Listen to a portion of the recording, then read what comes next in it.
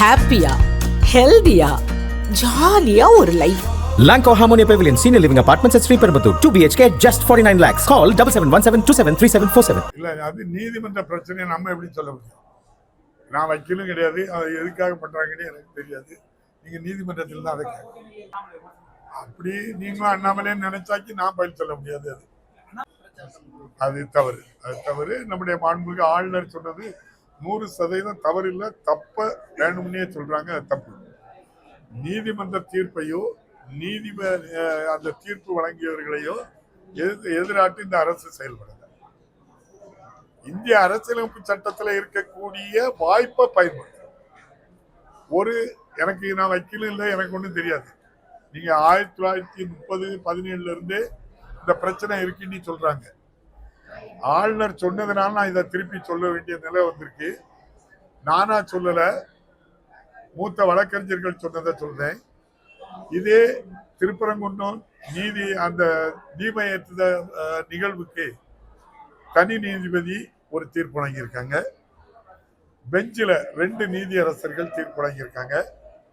3வது நீதியரசரும் தீர்ப்பு வழங்கியிருக்காங்க. 3 நீதியரசர்கள் ஒரு பொருள் குறித்து 3 நீதியரசர்கள் தீர்ப்பு கூறிய பிறகு திரும்ப ஒரு பெட்டிஷனை தனியார் ஒரு ஆள் போட்டு ஒரு தனி நீதிபதி தீர்ப்பு வழங்கக்கூடாது அப்படின்னு நான் சொல்லல, நிறைய வழக்கறிஞர்கள் சொல்றாங்க. அது பெஞ்சுக்கு அனுப்புவதோ, நீங்க முதல்ல 3 நீதியரசர்கள் கொடுத்த தீர்ப்பை எடுத்துதான்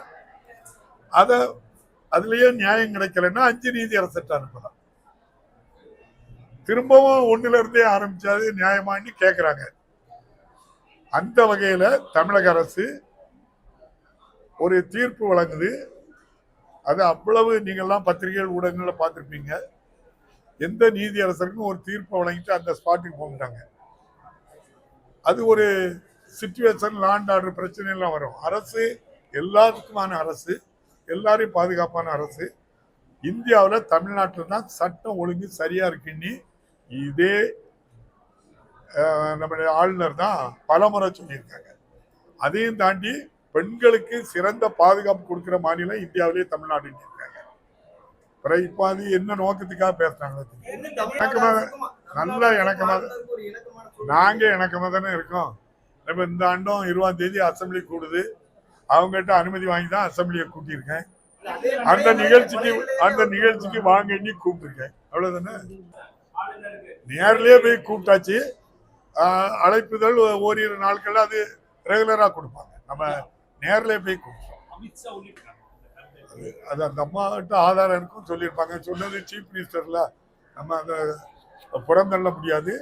ஆனா அது இடியோ சிபிஐயோ விசாரிக்க மாட்டாங்கல்ல. அது ஒரு முதலமைச்சருடைய அனுமதி இல்லாம போயிருந்தா முதலமைச்சருக்கு கோபம் வந்துடும். முதலமைச்சர்கிட்ட கேட்டிருக்கணும்ல, அனுமதி தான் போகணும். அந்த மாநில முதலமைச்சர் தகவல் சொல்லிட்டு தான் போயிருக்கணும். நன்றி. அதான் உங்களுக்கு தெரியுமா?